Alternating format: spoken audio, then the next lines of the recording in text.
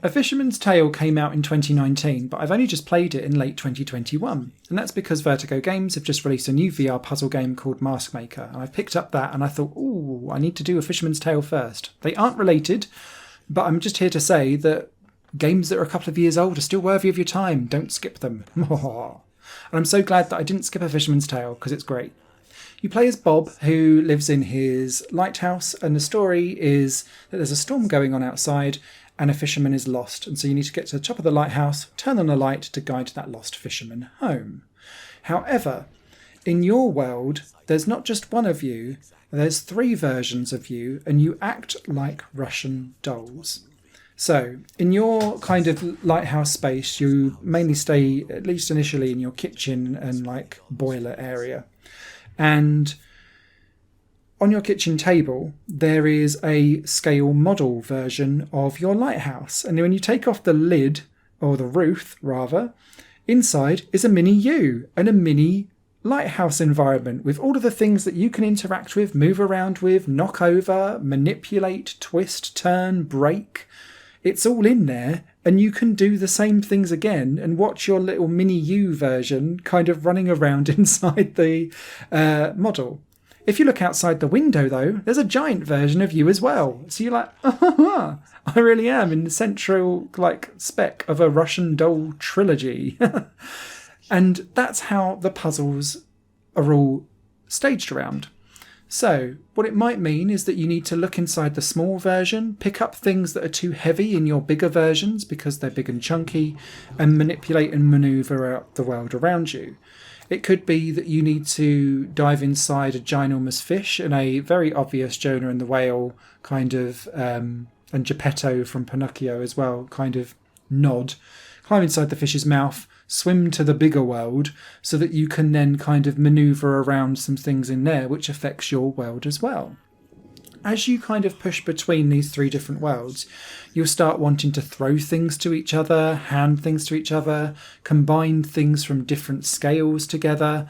And it's so well done and intuitive in a kind of, how can I break the laws of physics to make this work type of way, that you're always thinking of weird and wonderful ways how you can solve puzzles as you go along.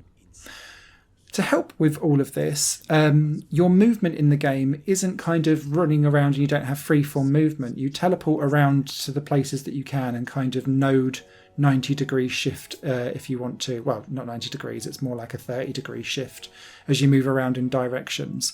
But you have extendable hands. So you press and hold the trigger buttons and they kind of fling out. So it helps you kind of see things that you want to pick up, but you don't have to kind of bend and move around too much.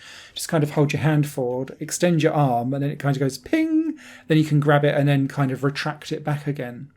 I did run into a couple of issues with the controls where some of the objects would clip other things that I'd moved around. And what that would then do is kind of cause a little bit of a scatter of objects everywhere. But they reset after a few seconds, so it never really slows you down too much. The puzzles also change dramatically across the course of the game, although they're still always doing that kind of scale and laws of physics breaking style of puzzle. So it might be kind of maneuvering stuff around. There's a whole level where you flood your entire house and you're like, there's another one where you're kind of playing with mirrors and light and fire. It's really well done, and each area has its own kind of twist on the scale and physics breaking mold. And that was really great to see. The story itself is beautiful and quite heartwarming. I would have liked a little bit more of it to be a bit more in my face. A lot of it's kind of told through pieces of the puzzles being solved in front of you, but that's quite nice for a lot of people so that you don't have to kind of sidestep away. It is quite short. It takes a couple of hours to get through, but it's such a unique and interesting experience. I would still recommend it even at that short length, because I've not come across anything else that does this style of game so well. So interestingly, and integrates a full story, great soundtrack, good vibes, crazy characters, all kinds of things just in one big melting pot. 2 thumbs up from me. Written review will be over on higherplayinggames.com. Until then, you guys take care.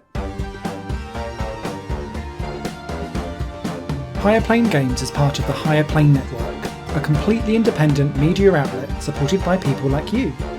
The goal is to create the best possible content that cultivates a richer indie scene for games as well as music and entertainment.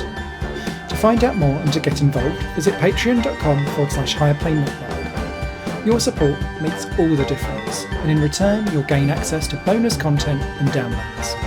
Thank you for watching.